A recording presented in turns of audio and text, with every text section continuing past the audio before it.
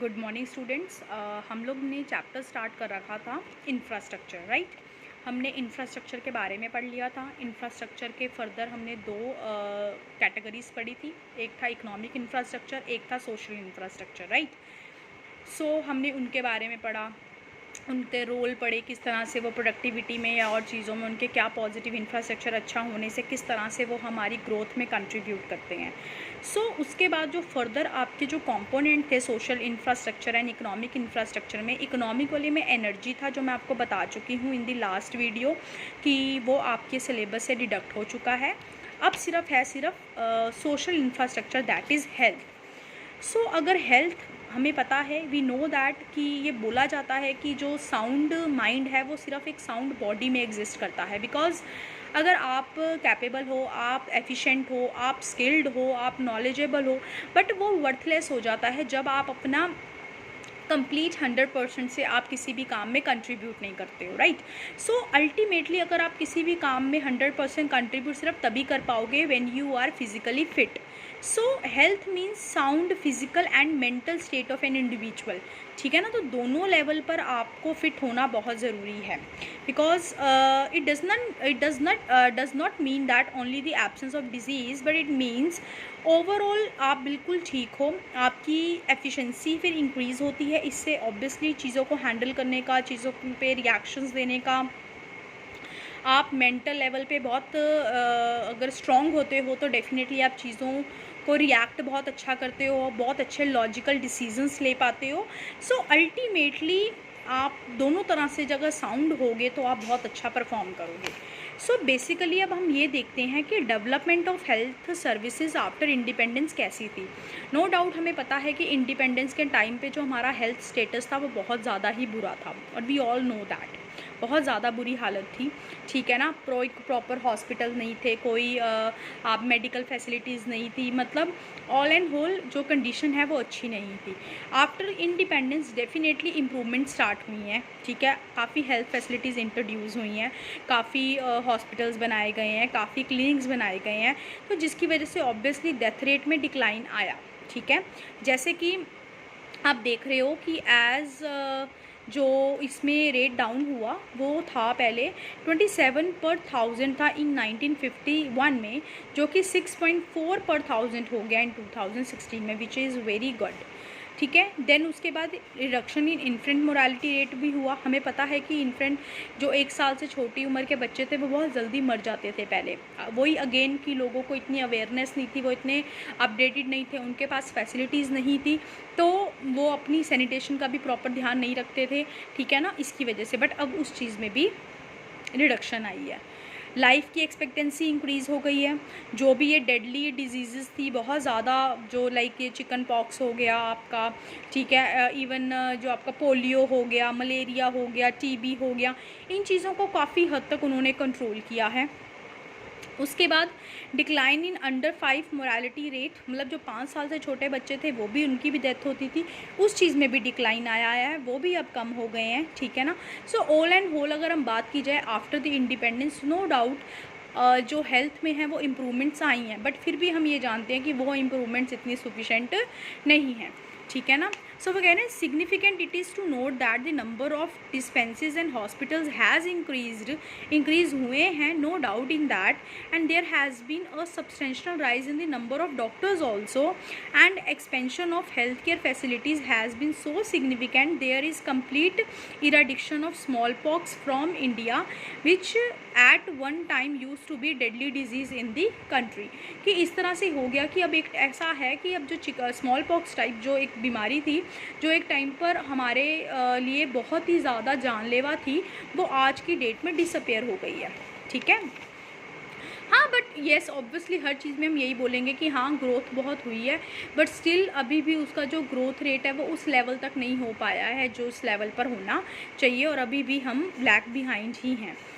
Health care जो system है India में वो कौन कौन से 3 टाइज हेल्थ केयर सिस्टम में इनको कैटेगरी दी गई है, primary health care centre, community health care centre and the sub centres.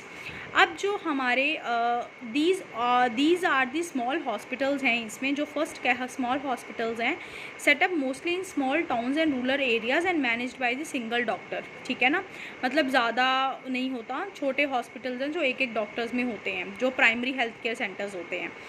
These जो सेंटर्स हैं basically focus on educated people on issuing related to health care and provide immunisation facilities against the infectious disease. जो infections हो जाते हैं उनमें किस तरह से आपने इम्यून आपका स्ट्रॉन्ग करके आपको उसके लिए वो मेडिकेशन देते हैं। प्रीलिमिनरी ट्रीटमेंट इज़ मतलब सबसे पहला बिगनिंग, मतलब इसमें छोटी मोटी बीमारियों को जो स्टार्टिंग बीमारियाँ होती हैं उनको इनको ट्रीटमेंट दिया जाता है। उसके बाद जो सेकंड है आपकी, दीज इंस्टीट्यूशंस आर अपग्रेडेड हैं ये, ठीक है, and have facilities for surgeries वगैरह होती हैं, ECGs होती हैं, एक्सरे, मतलब लेवल ऑफ हॉस्पिटल्स हैं। आपको ही पता है कि जो प्राइमरी वाले कौन से होते हैं, सेकेंडरी वाले कौन से हो गए, सबसे हायर लेवल वाले हॉस्पिटल आपको होते हैं जहाँ पे बहुत ज़्यादा मेजर प्रॉब्लम्स डील की जाती हैं, जैसे एम्स हो गया, India all institute of medical service, जो बहुत बड़े हमारे यहाँ पे अब PGI हो गया, ये चंडीगढ़ में पोस्ट ग्रेजुएट इंस्टीट्यूट जो होते हैं। उसके बाद आप में निम्हांस हो गया बेंगलुरु में, चंडीगढ़ और न्यू दिल्ली का तो हमें पता ही है, एम्स एंड PGI जो मेजर हॉस्पिटल्स हैं जहाँ पर हर से बड़ी मेजर ट्रीटमेंट्स किए जाते हैं। उसके बाद आता है कि जो private sector health care centre हैं, ये तो गवर्नमेंट थे ना, अब एक प्राइवेट जो सेक्टर हैं that is count for more than 80% of total health care spending in India. मतलब इंडिया में जो 80% जो हमारा स्पेंडिंग है वो कहाँ जाती है, प्राइवेट हेल्थ केयर में। वो कह रहे हैं of these seeking treatment 78% rural and 81% urban जो पेशेंट्स हैं are availing private non institutional facilities and 58% rural and 62% urban are going to private hospitals, है ना। ये ज़्यादातर प्राइवेट हॉस्पिटल्स में इतने लोग जाते हैं। जो private sector in health care has gained a dominant presence in all the sub markets and medical education and training and medical technology. ज़्यादा इनको बहुत पॉपुलैरिटी मिल चुकी है, बहुत ज़्यादा फेमस हो गए हैं ये, ज़्यादातर लोग इन्हीं को प्रेफर करते हैं। And at the time of independence, the private sector in India account for only 8% of healthcare facilities, but today 93% of hospitals and 64% of beds and 80 to 85% of doctors belong to private sector. और जब independent हुई सिर्फ चीज़ें क्या थी, private के 8% थे health care facilities, और अब मेजर जो हैं सारे हैं ही प्राइवेट।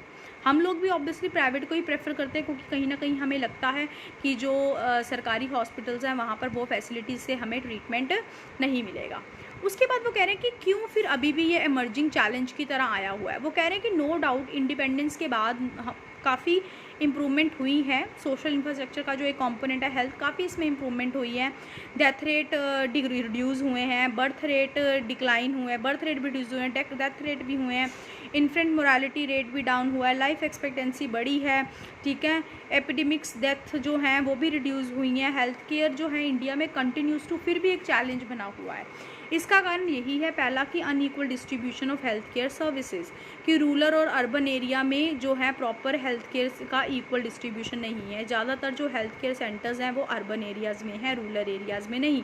बहुत से ऐसे जो रूरल एरियाज़ हैं जहाँ पर प्रॉपर हेल्थ केयर फैसिलिटीज़ हैं ही नहीं। उसके बाद कम्युनिकेबल डिसीज़, ऐसे डिसीज़ जो एक बंदे से दूसरे बंदे को बहुत ज़्यादा होती हैं, ये बहुत ज़्यादा बढ़ रही हैं, जिसकी वजह से कहीं ना कहीं अभी भी हेल्थ एक इशू बना हुआ है। मैनेजमेंट अच्छी नहीं है, ऑब्वियसली ज़्यादातर चीज़ें प्राइवेटाइज़ हो रखी हैं, प्राइवेटाइजेशन है, हर गरीब बंदा उसको अफोर्ड नहीं कर पाता, और जो प्राइवेट एरिया जो गवर्नमेंट एरिया है वहाँ पे मैनेजमेंट अच्छी नहीं है, अच्छे से ट्रीटमेंट नहीं करते हैं लोग, वहाँ पे डॉक्टर्स जो हैं वो मतलब पार्शियलिटीज़ करते हैं और अपना काम 100% से परफॉर्म नहीं करते हैं, मैनेजमेंट अच्छी नहीं है, चीज़ें प्राइवेटाइज्ड हैं, और हर कोई private number of private hospitals increase हो रहे हैं, तो जिसकी वजह से जो काफ़ी लोग ऐसे हैं जो पुअर है और इंडिया में वो वहाँ पर जा नहीं पाते, वो अपना इलाज अफोर्ड नहीं करा पाते। उसके बाद पुअर अपकीपिंग एंड मेंटेनेंस, अगर गवर्नमेंट हॉस्पिटल अगर कोई है भी तो वो बहुत ज़्यादा पुअर कंडीशन में है, अगली हैं, मेंटेन नहीं रखे हुए हैं प्रॉपर, बहुत ज़्यादा वहाँ पर गंदा होता है, ठीक है, क्योंकि वो कहते हैं quality difference between private and public is so huge that people are often compel to depend on private treatment even when not affordable, तब भी वो प्राइवेट में ही जाते हैं अगर अफोर्ड होगी। उन दोनों का कंपैरिजन गवर्नमेंट हॉस्पिटल्स का हाल ही बहुत माड़ा है। पुअर सैनिटेशन लेवल है, वही जब भी मैं बात कर रही थी, प्रॉपर से क्लीन सराउंडिंग नहीं होता है ना। Sanitation infrastructure has to function like to make clean surrounding where we live and work and to arouse awareness of the sanitation among the masses and encourage their participation in awareness programs, क्योंकि लोग अपने sanitation वगैरह का भी ध्यान नहीं रखते हैं, मतलब वही इतने ज़्यादा अवेयर नहीं हैं, वो सफाई वगैरह की चीज़ों को नहीं समझते। मोरओवर काफ़ी लोग पुअर हैं, झुग्गियों में रहते हैं, बाहर टॉयलेट्स वगैरह करते हैं, तो अल्टीमेटली कहीं ना कहीं वो एक वर्ष अनपढ़ हैं, इलिटरेट हैं, उनको इन चीज़ों के बारे में अवेयरनेस नहीं है, जो एक उनके बीमारी का कारण बना हुआ है। और इन कारणों की वजह से अभी भी जो है हेल्थ केयर जो सेंटर है वो इंडिया में वर्स्ट कंडीशन में ही है।